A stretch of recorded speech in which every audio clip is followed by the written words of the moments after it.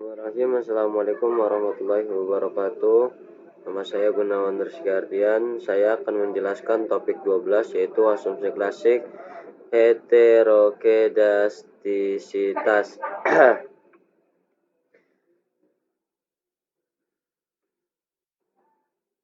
Heterokedastisitas adalah tujuannya itu untuk menguji apakah dalam metode terjadi ketidaksamaan varians dari residual atau pengamatan ke penghematan yang lain.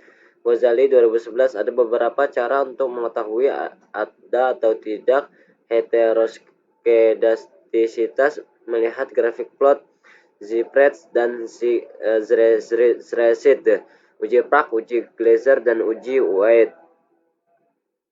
Nah, lalu di sini ada uji heterokedastisitas dengan grafik plot Zipretz dan Zresid. Grafik star plot melihat antara nilai prediksi variabel dependen yaitu Zipretz dengan residual Zresid. Deteksi ada tidaknya heterokedastisitas dapat dilakukan dengan melihat ada tidaknya pola tertentu pada grafik scatter plot antara Zresid dan Zipretz yang telah diprediksi. Uji heterokedastisitas dengan grafik plot Zipretz dan Zresid. Dasar analisisnya yaitu ada box detail. Jika ada pola tertentu seperti titik-titik yang Anda membentuk pola tertentu yang mengatur gelombang melebar kemudian menyempit, maka mengindikasikan telah terjadinya heterokedastisitas. Jika tidak adanya pola yang box title juga, jika adanya pola yang jelas serta titik-titik menyebar di atas dan di bawah angka 0 pada sumbu Y, maka tidak terjadi heterokedastisitas. Langsung aja kita ke SPSS-nya. Nah, di sini kita pakai data yang kemarin. Langsung saja kita klik analyze, kita klik regression, kita klik linear. Nah, kalau udah kita klik di sini untuk di independennya kita masukin keuntungan. Nah, lalu di independen di sininya kita masukkan aset dan harga saham. Nah, lalu di statistiknya kita di sini udah. Nah, kita plotnya Z Y-nya itu SRD. Sebentar, untuk Z-nya iya ini /ID, X-nya itu Zipretz ya. Nah, ininya Zipretz ID.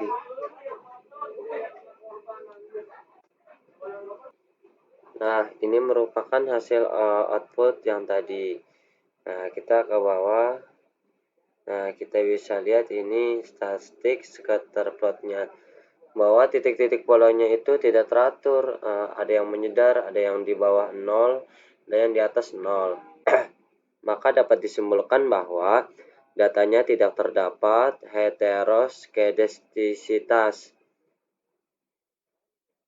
Nah, berarti untuk data yang ini lanjut aja ke data yang kedua. Uji heterokedastisitas dengan uji Prague. Menurut Ghazali 2018 141 142, uji Prague merupakan metode bahwa varians S2 merupakan fungsi dari variabel independen. Apabila koefisien parameter beta dari persamaan regresi tersebut signifikan secara statistik, hal ini menunjukkan bahwa dalam metode empiris yang estimatis dapat terdapat heterokedastisitas. Dan sebaliknya, jika parameter beta tidak signifikan secara statistik, maka asumsi homoskedastisitas pada model tersebut tidak dapat ditolak.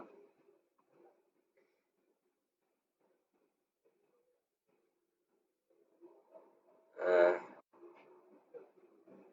lalu ini kriteria uji Pak Ghazali 2013 atau fatwa yaitu box title.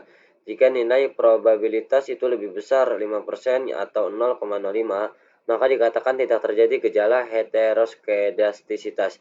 Jika nilai probabilitas kurang dari 5% atau 0,5, maka dikatakan terjadi gejala heterokedastisitas. Nah, langsung aja kita ke sini. Nah, kita dulu cari res 2-nya dulu. Kita klik transform, kita komputik variabel, kita klik res 2. Nah, ini kita klik L, ini kita klik apps,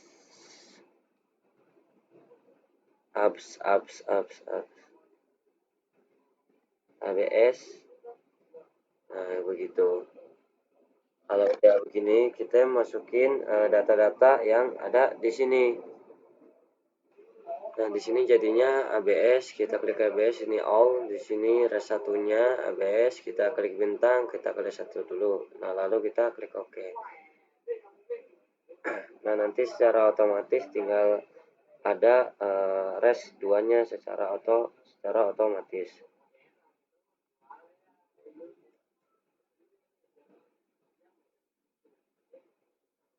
Bisa kita lihat res 2-nya sudah ada.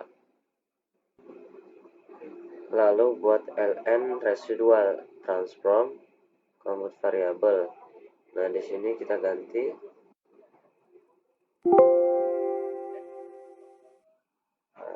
ln-nya kecil, ln res 2.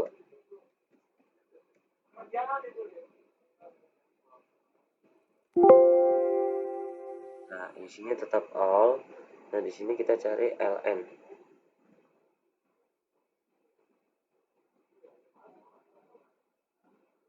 Oke.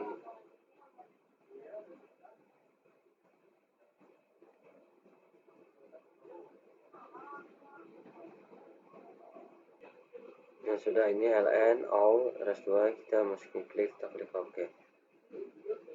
Nah, bisa kita lihat di sini langsung datanya sudah ditambahkan. Kita langsungnya tambah residual kuadrat.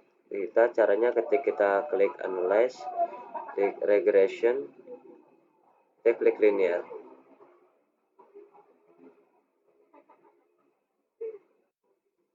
Nah, kita gunakan di sini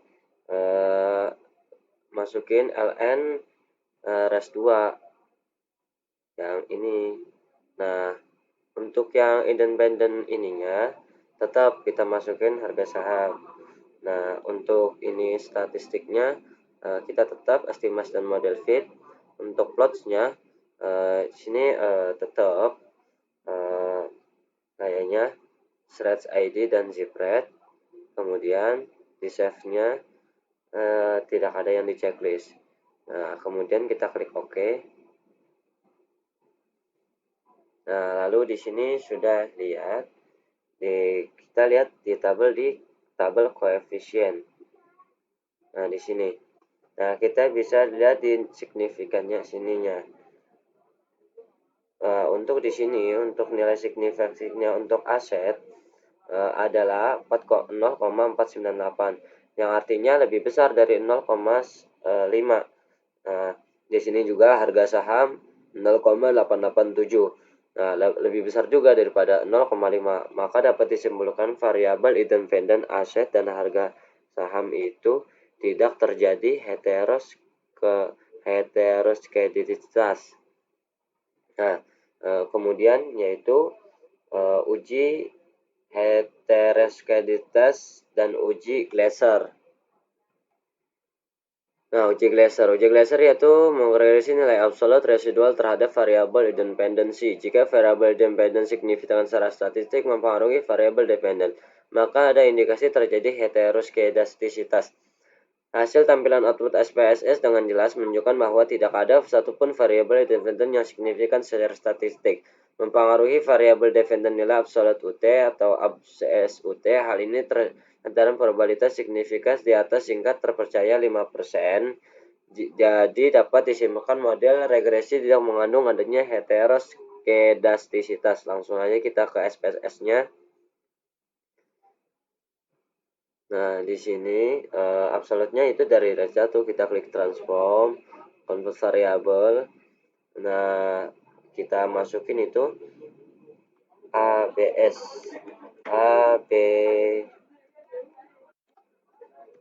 ABS. Nah, lalu untuk ABS res 1-nya kita masukin di sini ABS res 1, dan untuk yang di sininya kita tetepin aja sama. Untuk nanti kita klik OK, karena tadi saya udah klik OK, jadi di sini udah ada. Nah, untuk bisa dilihat untuk data yang ada di sini, kita lihat pada tabel koefisiennya di sini.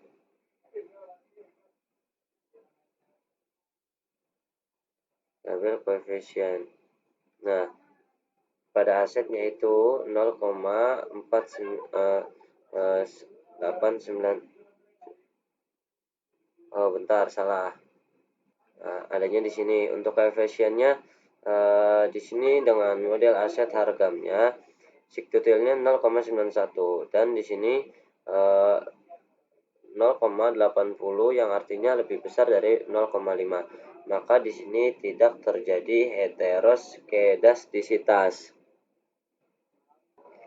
Sekarang yaitu ke analisis regresi. Analisis regresi adalah studi mengenai ketergantungan variabel dependen terikat dengan satu atau lebih variabel dependen, variabel penjelas atau bebas, dengan niat tujuan untuk mengestimasi dan atau memprediksi rata-rata populasi atau nilai rata-rata variabel dependen berdasarkan nilai variabel independen yang diketahui. Ghazali. Nah, di sini ada tujuannya, yaitu hasil analisis regresi koefisien variabel independen koefisien ini dihasilkan dan diprediksi nilai variabel dependen dengan persamaan koefisien regresi dihitung dengan tujuan minimalisir penyimpanan antara aktual dan nilai estimasi variabel dependen berdasarkan data yang ada. Bentuk umum persamaan regresi berganda adalah Y sama dengan tambah A tambah B alpha tambah B1 X1 tambah B2 X2 tambah B3 X3 tambah titik sampai K dan seterusnya, yaitu variabel dependen atau terikat. Di sini koefisien variabel X1 X2-nya itu variabel independen atau bebas. Menurut Ghazali 2011, ketepatan fungsi regresi sampel dalam menaksir nilai aktual dapat diukur dari goodness of fit-nya.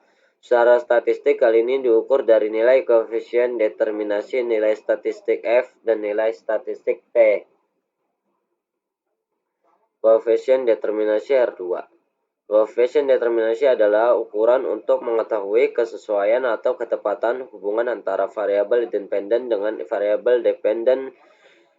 Besarnya nilai koefisien determinasi bersekitar 0 kurang dari R2 atau kurang dari 1.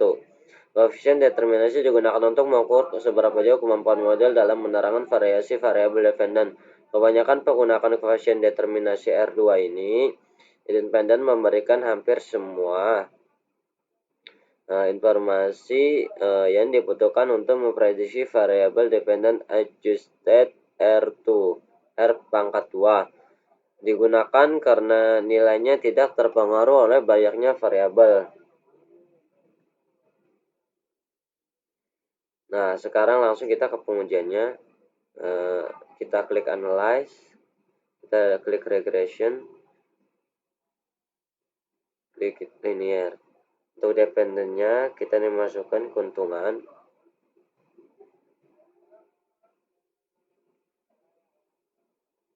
Kita klik OK.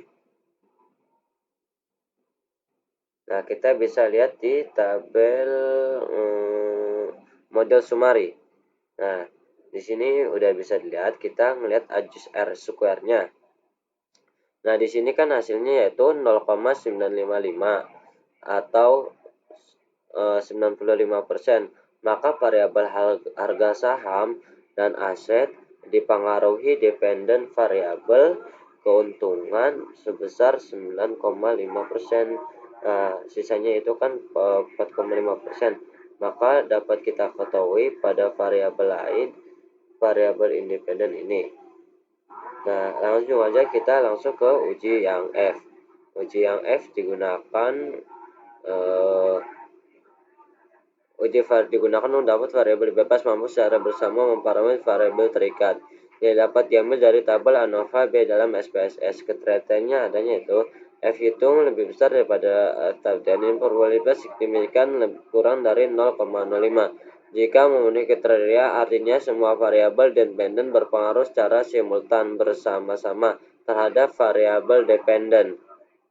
Nah, kita lihat pada tabel ANOVA. Di sini yaitu signifikannya itu 0,00 yang artinya itu kurang dari 0,05.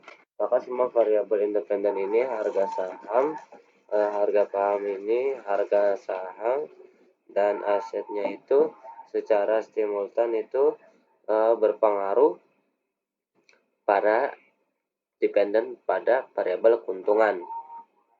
Nah, lanjut ke ada uji T. Nah, selain mengetahui kemampuan secara bersama variabel bebas menjelaskan variabel terkait, juga perlu mengetahui apakah setiap variabel bebas juga berpengaruh terhadap variabel terikat. Untuk pengujian ini digunakan uji T. Ternyata itu T hitung lebih besar daripada T tabel atau nilai probabilitas signifikan kurang dari 0,05. Jika memenuhi kriteria, artinya semua variabel independen berpengaruh secara individual terhadap variabel independen. Nah, kita bisa lihat di hasil output pada hasil koefisien di sini koefisien. Nah, ini dia. Nah, di sini asetnya itu yaitu 0,001 dan harga sahamnya itu 0,01. Berarti kurang dari 0,5 yang artinya variabel independen berpengaruh secara individual terhadap variabel dependen. Mungkin itu saja yang bisa saya sampaikan, tugas saya yang bisa saya kerjakan. Kurang lebihnya Allah mohon maaf. Wallahumma fiqh ila Assalamualaikum warahmatullahi wabarakatuh.